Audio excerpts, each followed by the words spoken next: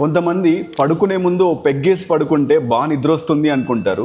But here is the truth. Alcohol definitely మీరు చాలా త్వరగా పడుకోవడానికి హెల్ప్ చేస్తుంది. బికాస్ ఈ ఆల్కహాల్ ఒక మత్తు మందులా మారి మీ బ్రెయిన్ యాక్టివిటీని చాలా స్లో చేస్తుంది.